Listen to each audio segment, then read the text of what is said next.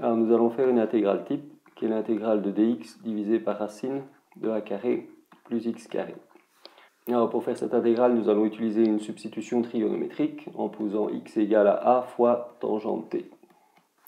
De cette manière-là, dx serait égal à a divisé par cos carré t dt, et racine de a carré plus x carré sera égal à racine de a carré plus a carré tangente carré. C'est égal à a fois racine de 1 plus tangente carré.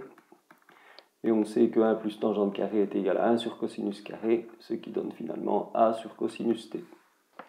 Nous obtenons alors intégrale de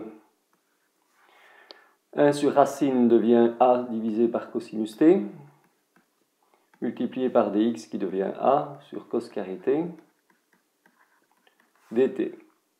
Et on peut tout de suite simplifier par cosinus t et par a, ce qui nous donne l'intégrale de dt divisé par cosinus t.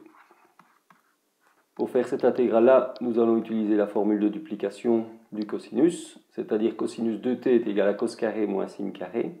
Ici, ça va faire cos carré de t demi moins sin carré de t demi. Et on va faire apparaître des tangentes en mettant en évidence cos carré au dénominateur. Ce qui nous donne 1 moins tangente carré t demi. Alors on voit que 1 sur cos carré t demi est presque la dérivée de tangente carré. Il nous manque simplement un 1 demi au numérateur. On compense donc en multipliant par 2 à l'extérieur de l'intégrale. Cette intégrale est alors du type suivant, c'est-à-dire intégrale de du divisé par 1 moins u carré. On décompose en deux fractions, avec au dénominateur 1 plus u et avec au dénominateur 1 moins u.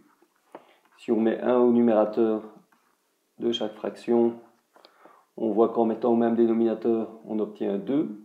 Il faut donc compenser par un 1 demi devant. Et la primitive nous donne 1 demi, ln de 1 plus u, divisé par 1 moins u.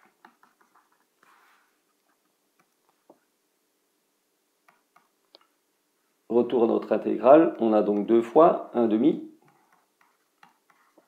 ln de, ici u est égal à tangente t demi, c'est-à-dire 1 plus tangente t demi, divisé par 1 moins tangente t demi. On va remettre des cosinus et des sinus. Le 2 se simplifie. On a alors ln de, en multipliant par cosinus t demi, on obtient cosinus t demi plus sinus t demi, divisé par cosinus t demi, moins sinus t demi. Et on va multiplier par cosinus t demi plus sinus t demi. Et on divise par la même chose.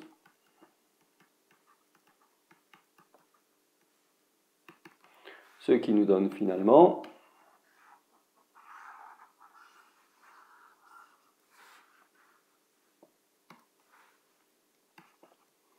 ln de.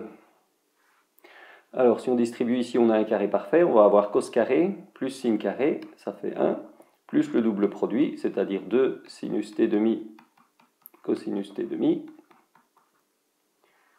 divisé par, ici on a un produit remarquable, a moins b fois a plus b, ça donne a carré moins b carré, c'est-à-dire cos carré t demi moins sin carré t demi. On reconnaît ici les formules de duplication. On obtient donc ln de au numérateur 1 plus formule de duplication du sinus, sinus de t, divisé par formule de duplication du cosinus, cosinus de t.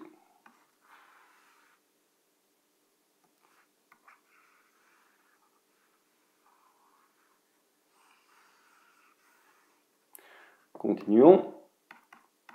Cela nous donne finalement ln de 1 sur cosinus t plus tangente t, ce qui est enfin égal à ln de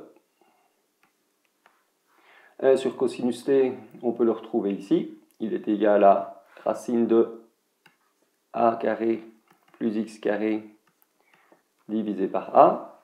Et la tangente t, elle est ici au-dessus, elle est égale à x sur a. Comme on peut choisir la primitive à une constante près, on peut se débarrasser des a au dénominateur en utilisant la propriété des logarithmes. Et on obtient donc finalement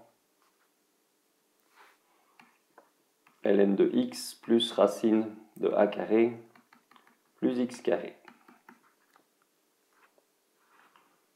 Petite remarque supplémentaire, si on utilise les fonctions hyperboliques, on a directement la réponse avec la primitive arc sinus hyperbolique de x divisé par a.